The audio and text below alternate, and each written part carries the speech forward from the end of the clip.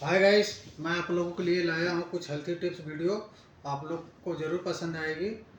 और आप लोग को पसंद आए तो वीडियो को लाइक, शेयर और कमेंट और सब्सक्राइब करें। आप फेसबुक पेज पे देख रहे हैं तो फॉलो ज़रूर करें। चलो देखते हैं वीडियो। देखिए, हम में से अधिकांश लोगों को ऐसा लगता है कि जो लोग वर्कआउट करते हैं या फिर किसी भी तरह का फिजिकल एक्टिविटी करते हैं उन्हें ही केवल प्रोटीन की नीड होती है। लेकिन आप गलत हो, क्योंकि किसी भी इंसान को हेल्दी और फिट रहने के लिए 0.8 ग्राम पर केजी ऑफ बॉडी वेट के हिसाब से प्रोटीन की नीड होती है। यानी कि अगर कोई व्यक्ति 60 केजी का है तो उसे कम से कम हर दिन 40 से 45 ग्राम प्रोटीन चाहिए ही, अगर उसे फिट रहना है और हेल्दी रहना है तो।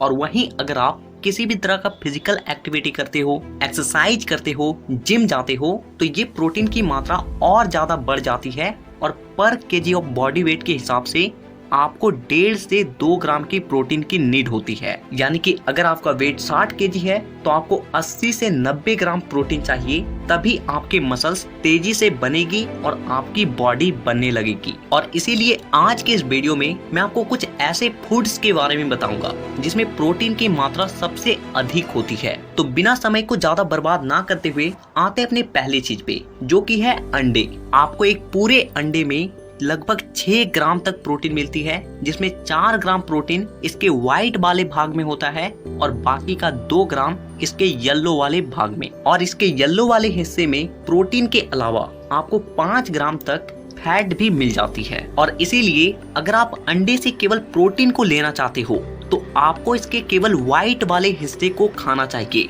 और अंडे के व्हाइट वाले भाग में मिलने वाले प्रोटीन की सबसे खास बात ये होती है कि ये हमारे बॉडी के द्वारा पूरी तरीके से एब्जॉर्ब कर ली जाती है और जिससे इसका पूरा फायदा हमारी बॉडी को मिलता है। लेकिन अगर आप अपने वेट को गेन करना चाह रहे हो तो आप इसके येलो वाले भाग के साथ साथ पूरे अंडे को खा सकते हो। लेकिन ध्यान रहे कि अगर आप इसके येलो वाले पार्ट को खा रहे हो तो आपको एक दिन में 4 अंडे से ज्यादा नहीं खाना है। लेकिन अगर आप सिर्फ इसके व्हाइट वाले हिस्से को खाते हो तो आप एक दिन में 8 से 10 अंडे तक भी खा सकते हो। तो अब हमारी जो दूसरी चीज आती है वो है सोयाबीन। और ये हमें बहुत कम दामों में बहुत अधिक मात्रा में प्रोटीन प्रोवाइड करवाती है। आपको 100 ग्राम सोयाबीन में लगभग 52 ग्राम प्रोटीन, 33 ग्राम कार्ब्स और 0% के आसपास आपको फैट मिलती है। यानी कि प्रोटीन के लिए ये एक बेस्ट सोर्स है। लेकिन सोयाबीन को खाते वक्त आपको एक बात का ध्यान रखना है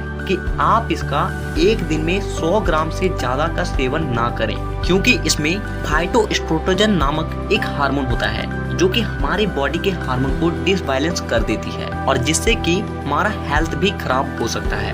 इसीलिए आप इससे प्रोटीन तो ले सकते हो लेकिन इसका प्रयोग कम मात्रा में करें। तो अब हमारी जो तीसरी चीज आती है वो है मूंगफली। और ये भी प्रोटीन का एक बहुत अच्छा सोर्स है। आपको 100 ग्राम मूंगफली में 28 ग्राम प्रोटीन, 16 ग्राम कार्ब्स और लगभग 50 ग्राम तक फैट मिल जाता है। और इसीलिए अगर आप अपने वेट को गेन करना चाह रहे हो तब तो आप इससे प्रोटीन को ले सकते हो। लेकिन आप अपने फैट को लॉस करना चाह रहे हो, वेट को लॉस करना चाह रहे हो, तो आपको मूंगफली का सेवन नहीं करना है, क्योंकि इसमें काफी हद तक गुड फैट की मात्रा होती है जो कि आपके वजन को घटाने की जगह उल्टा बढ़ाने लगेगी। तो अब हमारी जो चौथी चीज आती है वो है चना, मूंग और जितने भी तरह के दाल हैं। देखिए, दाल को एक प्रोटीन का बहुत अच्छा सोर्स माना जाता है और ऐसा इसलिए क्योंकि आपको 100 ग्राम दाल में 25 से 28 ग्राम तक प्रोटीन और लगभग 60 से 65 ग्राम तक कार्ब्स, और वहीं फैट की बात करें तो सिर्फ 1 से 2 ग्राम फैट ही मिलता है। और यही कारण है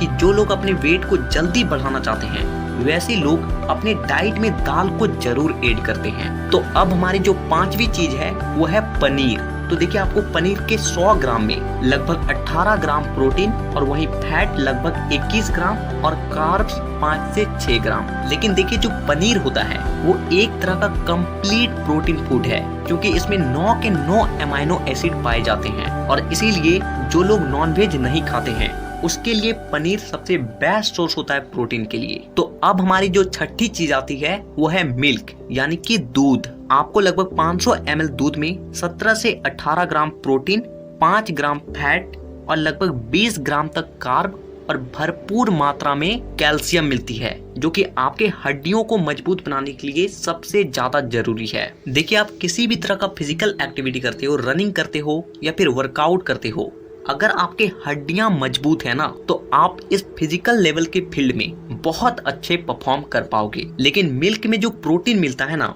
वो एक स्लो डाइजेस्टिव प्रोटीन होता है, यानी कि ये जल्दी से नहीं पचती है। और इसीलिए अगर आप मिल्क से मिलने वाले प्रोटीन का पूरा फायदा लेना चाहते हो, तो आपको रात को डिनर के बाद और सोने से 10 से 15 मिनट पहले पीना चाहिए। तो अब हमारी जो 7वीं चीज आती है वो है मछली।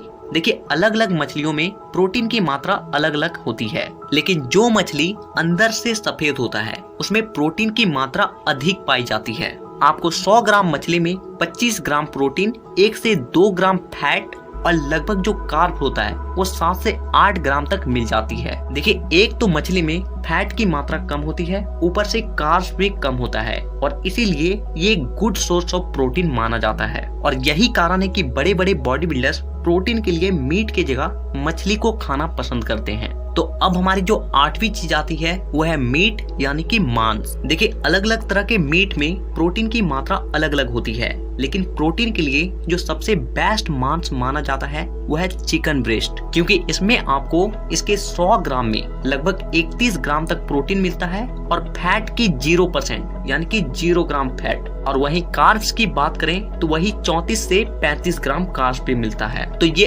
8 तरह के हाई प्रोटीन फूड थे जिसे आप अपने डाइट में ऐड करके अपने प्रोटीन इंटेक को पूरा कर सकते हो। और ध्यान रहे कि बॉडी बनाने के लिए प्रोटीन सबसे ज्यादा इम्पोर्टेंट होता है, तो आपको प्रोटीन तो जरूर ही लेना है। तो हमें नीचे कमेंट करके ये जरूर बताएं कि आप अगली वीडियो किस टॉपिक पर देखना चाहते हो, और साथ ही इसी तरह के और भी वीडियोस को देखने के लिए चैनल को सब्सक्राइब करके बेल आइकन को दबाना बिल्कुल भी ना भूलें। तो वीडियो देखने के लिए दिल से धन्यवाद।